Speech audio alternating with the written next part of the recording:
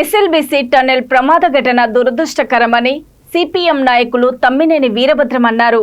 SLBC tunnel ప్రమాద ఘటనపై V3 news Nalgonda జిల్లా ప్రతినిధి తమ్మినేని వీరభద్రంతో ముఖాముఖి నిర్వహించారు. ప్రభుత్వ వైఫల్యమే ప్రమాదానికి కారణమని భావిస్తున్నామని తెలిపారు. సొరంగ మార్గం తవ్వేటప్పుడు ముందస్తు జాగ్రత్త చర్యలు తీసుకోలేదని, చేతులు కాలాక ఆకులు పట్టుకున్న చందంగా సహాయక చర్యలు ఉన్నాయని దుయ్యబట్టారు. బీఆర్ఎస్ ప్రభుత్వ హయాంలో సొరంగం పనులు పూర్తి చేసి ఉంటే ఈ పరిస్థితి వచ్చేది కాదని చెప్పారు.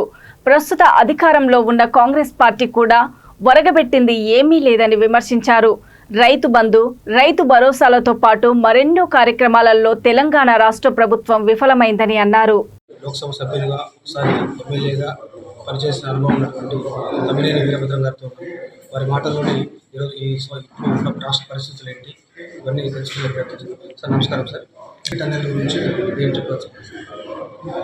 ఎస్ఎల్బీసీ టన్నెల్ ప్రమాదం చాలా బాధాకరమైన విషయం. 8 మంది కార్మికులు దాంట్లో చిక్కుకుపోవడం, 11 రోజులు గడిచినా సరే ఇప్పటికీ వాళ్ళు ప్రాణాలతో ఉన్నారా లేదా కనీస ఆచూకీ కూడా తెలియకపోవడం, తెలుసుకోవడంలో ప్రభుత్వం వైఫల్యం చాలా బాధాకరమైన విషయం. దీనికి ముఖ్యమైన కారణం అంతటి భారీ ప్రాజెక్టులో టన్నెల్ నిర్మాణం జరుగుతున్నప్పుడు ప్రమాదాలు ముందే ఊహిస్తారు. నిబంధనల ప్రకారం అక్కడ ప్రమాదం జరిగితే రక్షించుకోవాల్సిన యంత్ర సామాగ్రి కానీ, ఇవాళ ఏర్పాటు చేసిన టన్నెల్ లాంటి ఏర్పాటు కానీ, అది కన్వేయర్ బెల్ట్ లాంటి ఏర్పాటు కానీ, భారీ యంత్రాలు కానీ ఇవేవి అందుబాటులో. ప్రమాదం జరిగింది తెలిసిన తర్వాత అప్పుడు తీరిగ్గా ఏదో తప్పికయిందంటే అప్పటికప్పుడు పారా తట్టా తీసి బావి తీయడానికి ప్రయత్నం చేసినట్టుగా ఇప్పుడు ఆ యంత్రాలన్నింటినీ సమకూర్చుకోవడానికి సరిపోయింది టైం.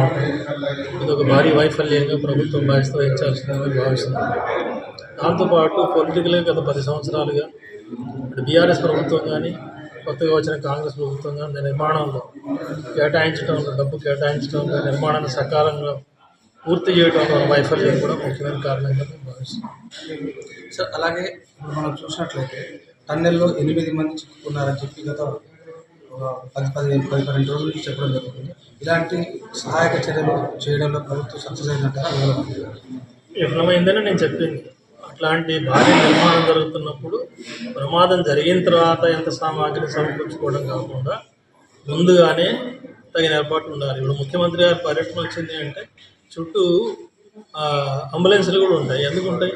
ఆయనకి యాక్సిడెంట్ జరుగుద్దా? ప్రతిసారి జరిగినా జరగకపోయినా అనిపించేవాడు నిజమైన ప్రజానాయకుడు అవుతాడు తప్ప అధికారం అంటే సాగదీసుకోవడం లేదా అధికారం లేకపోతే మునగ తీసుకోవడం అనేది రాజకీయ లక్ష్యం కాదు.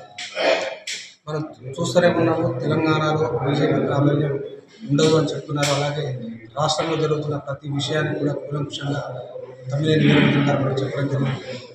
కెమెరామెన్ నాగభూషణంతో జిల్లా స్టాఫ్.